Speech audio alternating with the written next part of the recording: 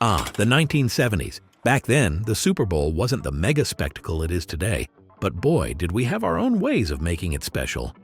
You asked how people celebrated the Super Bowl in the 70s? Let me paint you a picture of what it was like. A time when the hair was big, the TV screens were small, and the snacks were as bold and unrefined as the gridiron battles of the decade. Listening on the radio. Let's start with something that might sound strange to folks today. Not everyone watched the Super Bowl. Some people, especially those without a TV or living in rural areas, tuned into the game on the radio. My dad, for example, worked long hours as a trucker, and I remember him pulling over at a rest stop just to catch the play-by-play on his AM radio. He'd grab a thermos of coffee, crank the volume, and let the announcers paint the scene for him. There was something magical about hearing it described so vividly, using nothing but words and imagination. For those at home without a TV, the radio wasn't just a backup, it was a centerpiece. Families would gather around, leaning in to catch every detail. There was no instant replay or slow-motion analysis, just pure in-the-moment excitement. Honestly, it made you pay attention in a way that's hard to replicate now. Halftime breaks. Let me tell you, halftime in the 1970s wasn't the spectacle it is today. There were no major pop stars or elaborate stage shows. Instead, it was usually a marching band or a smaller performance. Most of us used halftime as an excuse to refill our snacks, stretch our legs, or even head outside for a quick game of catch. I remember one year my cousins and I went outside to throw a football around during halftime. We pretended we were playing in the Super Bowl ourselves, complete with imaginary commentators narrating our every move. It was a blast, even if it meant missing part of the second half. Attending the Super Bowl in the 1970s? Attending the Super Bowl in the 1970s? Oh, it was nothing like today's high-tech, high-dollar spectacle. Back then, tickets were surprisingly affordable. $10 to $20 could get you in. The stadiums were old school, open air, shared with baseball teams, and without the giant screens we're used to now. If you were in the cheap seats, you brought binoculars to catch the action. Fans came decked out in homemade team gear, scarves, painted faces, and whatever they could whip up to show their pride. Concessions, hot dogs, peanuts, and maybe a beer, no gourmet menus or craft cocktails. And tailgating? It was pretty laid back. People grilled a few burgers in the parking lot or cracked open a cooler with friends. It wasn't about fancy setups or Instagrammable spreads. It was about being there, soaking in the energy. Honestly, it wasn't about the bells and whistles.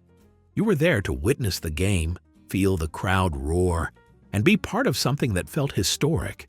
Simple, but unforgettable. The Super Bowl Parade. In the 1970s, Super Bowl victory parades were simpler, more local affairs. Fans lined the streets, waving homemade signs and tossing confetti as players rode through on floats or flatbed trucks. The players, dressed in team jackets and smiles, looked like regular guys, often joined by their families. Kids perched on their parents' shoulders to catch a glimpse of their heroes, and someone always had a portable radio for post-game updates. It wasn't a flashy national spectacle. It was a heartfelt hometown celebration where fans and players shared a genuine moment of pride and joy. Office pools and friendly bets. Now, betting on the Super Bowl wasn't the regulated industry it is today. Back then, it was all about those hand-drawn office pools. Someone would sketch a grid on a piece of paper, sell squares for $1 each, and that was it. There were no apps, no algorithms, just good old-fashioned guessing. I remember my dad getting really into it one year. He picked a square at random, thinking nothing of it, and ended up winning $50. It was like we'd hit the jackpot. The funny thing is, he wasn't even a big football fan, but that little thrill of winning got him hooked. It wasn't about making a fortune. It was about having a stake in the game, however small. Hey there! If you're enjoying how we celebrated the Super Bowl in the 1970s and want to explore more of these forgotten gems from the past, don't forget to hit that subscribe button. Subscribing really helps to grow this channel. It's a tough journey, and your support keeps me going. And while you're here, drop a comment below with your favorite memories from the 1970s or suggestions on future videos. If your idea is chosen, I'll be sure to give you a shout-out. Thanks. Team spirit in DIY fashion.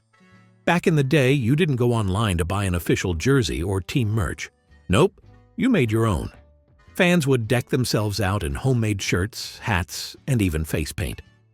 My aunt once knitted a scarf in her team's colors, and I swear she wore it all winter, not just on game day.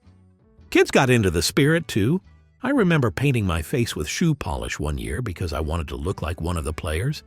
It wasn't the safest idea. I had black smudges on my cheeks for days, but it made me feel like part of the action. Family Couchgate. We didn't call it that back then, but what we'd now call Couchgating was a big deal.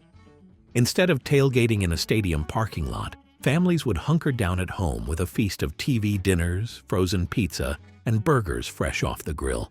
My mom would set up TV trays for everyone, and we'd eat right there in the living room. The vibe was laid back and cozy. No one cared if you spilled ketchup on the couch or cheered too loud when your team scored. It was about enjoying the game with your family, plain and simple. Let's not forget that TVs in the 70s weren't the massive screens we have today. Most households had sets that were maybe 19 inches, if that, and they weren't always in color. Still, people would crowd into the living room, squinting at those small screens as if they were watching a live Broadway show. Community hall gatherings. Now, if you were lucky enough to have a TV but didn't want to watch alone, you might head to the local church or community hall. These gatherings were a real mix. Some people came for the game, others for the company. Picture this: a group of families packed into a room, folding chairs lined up like it was movie night, with a big old tube TV perched on a stand at the front. The kids would run around, barely watching the game, while the adults shared casseroles and thermoses of hot coffee. These events were simple but heartfelt. There weren't giant screens or surround sound, but there was a sense of togetherness. And the food?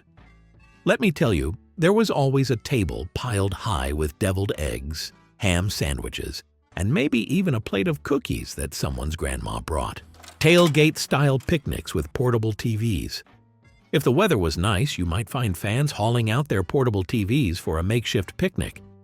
Now, these weren't the flat screens you'd pack in your car today. Portable TVs in the 70s were chunky, boxy little things, often with rabbit ear antennas. But they did the job, and they were perfect for a day at the park or even a backyard gathering. I remember one year when my uncle set up a whole picnic in his garage. He had this tiny black and white TV plugged in with an extension cord, and we all sat on lawn chairs, wrapped in blankets, eating sandwiches out of a cooler. It wasn't fancy, but it had its own kind of charm. And if the signal got fuzzy, someone would inevitably start fiddling with the antenna, trying to tune it just right.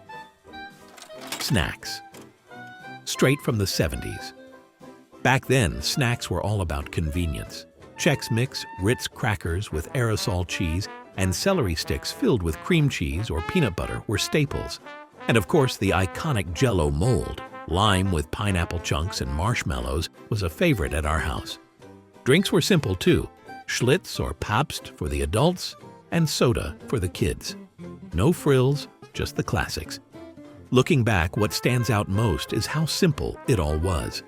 There was no social media, no second screens, no instant replays at your fingertips.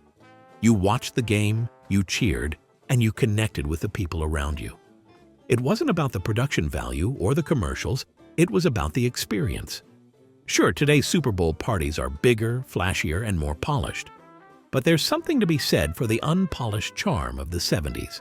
We didn't need much, just a TV, some snacks, and the company of good friends and family. So, that's how we celebrated the Super Bowl in the 1970s.